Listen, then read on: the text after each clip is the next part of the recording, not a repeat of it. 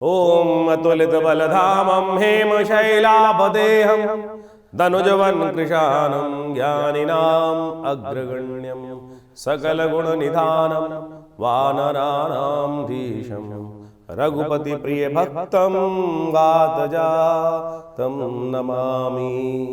7 तारीख का दिन शनिवार का अवसर है, षष्ठी तिथि विद्यमान है और इस दिन आपकी राशि में एक धनयोग बनकर तैयार हो रहा है, जो आपके लिए बड़ा विजय का योग, श्री का योग, कीर्ति का योग बनाकर तैयार हो रहा है। साथ साथ सर्वार्थ सिद्ध योग भी बना हुआ है, तो इसलिए ये दिन कई हिसाब से आपके लिए बड़ा अच्छा दिखाई देता है। शनि महाराज को मनाने की लगातार ज़रूरत है, शनिवार का दिन है और यदि शनि को मनाते जाओगे तो सफलता आपको प्राप्त होती जाएगी। हनुमान जी के मंदिर में जाकर उनको चोला चढ़ाना आपके लिए बड़ा अच्छा योग बनाएगा। हनुमान जी की कृपा से पीपल के पत्तों की माला लेकर ओम नमः शिवाय का, ओम हंग हनुमतये नमः इस मंत्र का जप करते हुए, ओम प्रांग प्रींग प्रोंग शनिश्चराय नमः इस बात करते हुए कि हनुमान जी को ये पीपल के पत्तों की माला अर्पित करने का प्रयास कीजिए। आपके लिए अच्छा योग बनता दिखाई देगा, शनि भी कंट्रोल में रहेंगे आपके लिए। 8 तारीख का दिन रविवार का तिथि है, साथ साथ सप्तमी तिथि विद्यमान है और इस दिन भाग्य में बैठे हुए बुध उदय होने जा रहे हैं। ये कहीं ना कहीं आपकी राशि में विचार का नया रास्ता दिखाते दिखाई देंगे, जो बहुत आपके लिए नया रास्ता उत्पन्न करते दिखाई दे रहे हैं। चीज़ें आपके फेवर में आने की स्थिति बहुत बढ़िया से बनती दिखाई दे रही है, तो इसका लाभ आपको लेने का प्रयास करना चाहिए। 9 तारीख का दिन सोमवार का अवसर है और आपकी राशि के दृष्टिकोण से ग्रहों का योग माने तो वो कहीं ना कहीं, जैसा हमने कहा, आपकी राशि में कीर्ति का योग बनकर तैयार हो रहा है। इस दिन चीज़ों को बहुत तेज गति से आगे बढ़ाने के लिए भगवान का आशीर्वाद लेने की ज़रूरत है और इन दिनों एक बात ध्यान रखना, सब कुछ आपके भक्ति और सरलता पर डिपेंड करता है।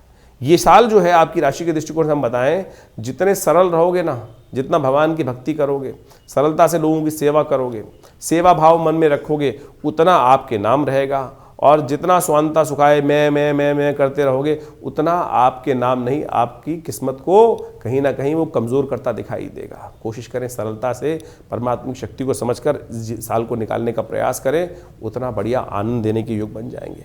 ये जानकी व्रत का दिन है।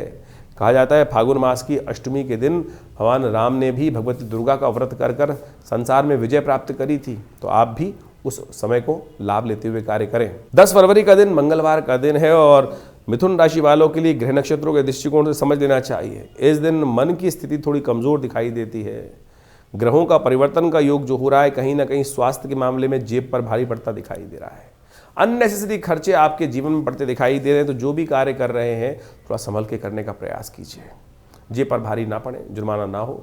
तो शत्रु पक्ष जो है जीवन में, जो नेगेटिव पक्ष है, वो ग्रहों का थोड़ा भारी पड़ता दिखाई दे रहा है, तो उसको संभालना पड़ेगा आपको। ध्यान करें, बड़ों के साथ में चलने का प्रयास करें, वो बहुत ज़रूरी है। हनुमान जी की कृपा प्राप्त करने के लिए मंगलवार का अवसर है, तो थोड़ा हनुमान जी को बल दीजिए, हनुमान जी की पूजा कीजिए, प्रार्थना कीजिए। हमने विवेकानंद योगाश्रम में इस दिन बड़ा कार्यक्रम रखा है, हनुमान यज्ञ रखा है, मंगल ग्रह शांति महायज्ञ रखा है, तो उससे आपको भी बल प्राप्त होगा। तो ध्यान रखिएगा, ये मंगल जो है इन दिनों अस्त चल रहे हैं और ये मंगल का अस्त चलना विशेष तौर पर मान के चलें, अभी करीब करीब 2 महीने ऐसी अवस्था में मंगल रहने वाले हैं और मंगल को शक्ति चाहिए। सूर्य के सन्निकट बिल्कुल चलते हुए मंगल इस वक्त उच्च के होने के बावजूद भी वर्ष में 2 वर्षों में एक बार ही योग बनता है मंगल के उच्च होने का, और मंगल उच्च में आकर भी इस वक्त अस्त अवस्था में होने के कारण से जो है अमंगल को दूर नहीं कर पा रहे हैं। हनुमान जी की कृपा चाहिए, थोड़ी शक्ति चाहिए। आप अपनी शक्ति भूले बैठे हो इस वक्त। आपकी राशि में जिस प्रकार का योग बन रहा है, उसको कैसे ठीक किया जाए? देखिए, बड़ा सीधा साधा रास्ता है। हनुमान जी की प्रार्थना करें ना। तुलसी बाबा ने इतना सुंदर स्तोत्र आपके समक्ष उपस्थित कर दिया है, जिसको कहा जाता है सुंदरकांड, उसका पाठ करें। समय कम लगता है तो हनुमान चालीसा का पाठ कर लीजिए।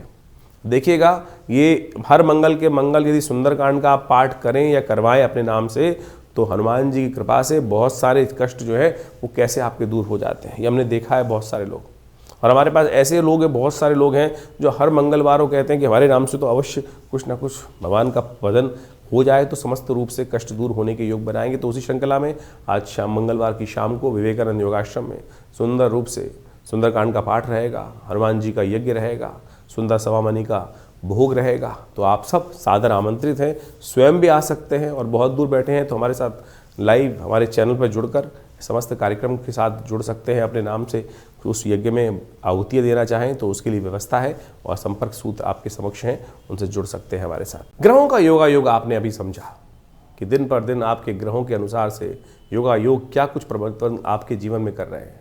शुक्र बदल के योग बना रहे हैं, बुध राशि परिवर्तन का योग बना रहे हैं, उदय होने जा रहे हैं दोनों ग्रह।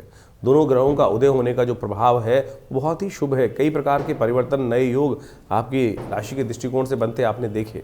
लेकिन इसके साथ साथ इस फागुन मास का यदि प्रभाव देखें, एक तो सूर्य बहुत जल्दी परिवर्तन करेंगे राशि, लेकिन इसके साथ साथ जो आपकी राशि, आपका योगायोग जो बन रहे हैं विश्व के दृष्टिकोण से भी वो समझने की आवश्यकता है।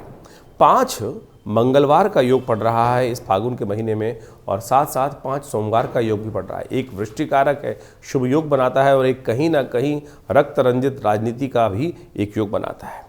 रक्तेन पूरिता मही शास्त्र कहता है, और छात्रभंग, जो छत्रभंग होने का कहीं ना कहीं योग भी बनता है। तो ये छत्रभंग का योग कहीं ना कहीं दिखाई देता है कि विश्व में जिस प्रकार के जो योग बन रहे हैं, साथ में युद्ध की स्थिति चल रही है, वो कहीं ना कहीं बहुत सारे जो देश हैं उनमें कहीं ना कहीं, जिस प्रकार से अमेरिका अपना भयावह रूप दिखा रहा है इस वक्त, विश्व की महाशक्तियां जो हैं वो कहीं ना कहीं रक्त की पूर्ति करते दिखाई दे रहे हैं, और रक्त में एक ऐसी रक्त रंजित राजनीति करते दिखाई दे रहे हैं विश्व के अंदर।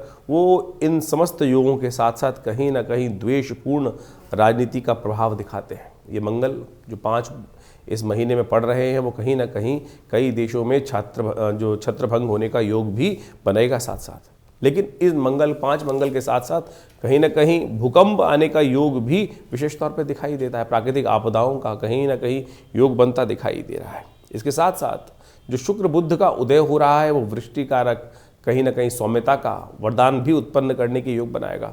तो इन ग्रहों का प्रभाव तो है ही, लेकिन आने वाले समय में कई शुभ योग परिवर्तन की तरफ जो उद्धृत हो रहे हैं वो हमको समझना चाहिए। देखिए, आपके ग्रह प्रभाव के अनुसार से देखिए सूर्य जब निकलता है तो सब पर ही अपना प्रभाव डालता है, लेकिन सोचें कि वो सूर्य जब निकल रहे हैं, कईयों को सुख दे रहे हैं और कईयों को वो दुख भी दे देते हैं। वृष्टि होती है, बारिश होती है, कहीं ना कहीं बहुत बढ़िया, कहीं कईयों के लिए लाभ का योग बनता है, और कहीं ना कहीं किसी के लिए कष्टकारी योग भी बनता है। ये सारा हमारा भाग्य का खेल है, हमारे कर्मों का खेल है। हमारे जो प्रभाव भाग्य जो बने हुए हैं, हमारे समय बने हुए हैं, हमारे समय के अनुसार से वही समय जो दूसरे के लिए शुभ है वो कहीं ना कहीं किसी दूसरे के लिए कष्टप्रद भी हो सकता है। तो इसके लिए कौन सा समय हमारे लिए शुभ बन रहा है वो हमें अच्छे से विवेचना कर जान लेना चाहिए, और ज्योतिष के दृष्टिकोण से इस समय को ज्ञात कर सही दिशा पर चलना, यही सही कर्म का जो निर्णय रूप में हमको चुनाव करना कि कौन सा कर्म हमारे लिए शुभ है, कौन सा रास्ता हमारे लिए शुभ है, यही ज्योतिष विज्ञान का वास्तविक उद्देश्य है। भारतीय संस्कृति के ऋषि मुनियों ने जो विज्ञान को समझकर, ग्रहों की चालों को समझकर आपके समक्ष वो रहस्य उपस्थित किया। अनेक योग शास्त्र में बताए गए हैं। कब आपके जीवन में शुभ आने का योग बन रहा है, कैसे बन रहा है, वो समय समय पर आपकी जन्मपत्री के अनुसार से, बहुत सारे और विज्ञानों के अनुसार से बहुत सारे लोग बहुत कुछ प्राप्त करना चाहते हैं, और सही दिशा यदि मिल जाए, सही समय पर हम काम कर लें तो असंभव को भी संभव बनाने का शुभ मार्ग हमारे जीवन में अद्भुत रूप से प्राप्त हो जाता है। इसलिए इन ज्योतिष विज्ञानों के माध्यम से, जो ग्रहों की गणनाओं के माध्यम से जो कुछ आपको आपकी राशि के अनुसार से बताया गया है वो तो एक केवल बहुत छोटा सा बिंदु मात्र है। ज्योतिष बहुत ही ऐसा सूक्ष्म विषय है। तो आप समझें कि ज्योतिष के अंदर यदि किसी व्यक्ति को जानना हो कि बहुत सारे लोग अनेक प्रकार से अपने जीवन में आजीविका कमाते हैं, शुभ से कमाओगे या अशुभ से कमाओगे, कौन सा रास्ता किसके लिए शुभ है। कई बार क्या होता है कि हम बहुत अच्छे कार्य कर रहे होते हैं लेकिन हमको लाभ ही नहीं हो रहा होता है, और लेकिन यदि हमने एक मार्ग पकड़ा तो आपकी जन्मपत्री के अनुसार से आपके जीवन में कौन सा मार्ग आपके लिए शुभ है। शास्त्र में कहा गया है यदि आपकी जन्मपत्री में से लग्न का पद निकाला जाए और उस पद से 11वें भाव में यदि शुभ ग्रह बैठा है, लग्न पद का यदि जो योग है उसके 11वें भाव में यदि शुभ ग्रह बैठा है, केवल जन्मपत्री नहीं, जन्मपत्री का लग्न पद निकालना चाहिए पहले, और लग्न पद से 11वें भाव में यदि शुभ ग्रह बैठा है तो आपकी आजीविका शुभ मार्ग से आएगी, आपको गलत मार्ग करने की ज़रूरत ही नहीं है। और किसी का वहाँ अशुभ ग्रह बैठा हुआ है तो समझ लीजिए उसकी आजीविका शुभ मार्ग से आनी ही नहीं है, उसको कहीं ना कहीं कुछ ना कुछ उस ग्रह की प्रवृत्ति के अनुसार से ही कार्य करना पड़ेगा। तो ये सब ऐसे नहीं है कि मतलब एक ही सिद्धांत, हर कोई भी ऐसी सोचे कि मैं भी दुनिया नौकरी कर रही है, नौकरी में कमा रही है, तो मेरे लिए वही नौकरी के मार्ग से ही रास्ता बनेगा। बहुत सारे लोग नौकरी के मार्ग में सफल होते हैं, बहुत सारे लोग नौकरी के मार्ग में असफल भी होते हैं, बहुत सारे व्यवसाय के मार्ग में शुभ होते हैं। इस संसार में इतने सारे जो क्षेत्र है, कोई मिट्टी बेच रहा है, कोई हवा बेच रहा है, कोई तेल बेच रहा है, कोई और लकड़ी बेच रहा है, कोई कुछ और कर रहा है, विभिन्न मार्गों में हर कोई उसी तरफ भागना शुरू कर दे तो हर एक के लिए वो मार्ग शुभ नहीं होता। आपके लिए कौन सा मार्ग शुभ है, ये ज्योतिष विज्ञान के अनुसार से बाल्यकाल में ही माँ बाप माता पिता बहुत प्राचीन काल में समझ लेते थे।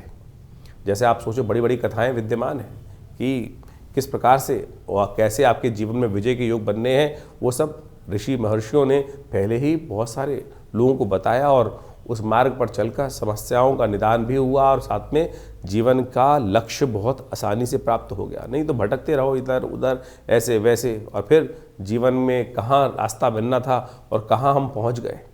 बाद में पता चलता है कि उस मार्ग से चल लेते तो ठीक बहुत जल्दी पहुँच जाते। तो इस विज्ञान को सही रूप से समझकर आप अपने जीवन में लाभ के रास्ते और संशय को हटाने का प्रयास करें।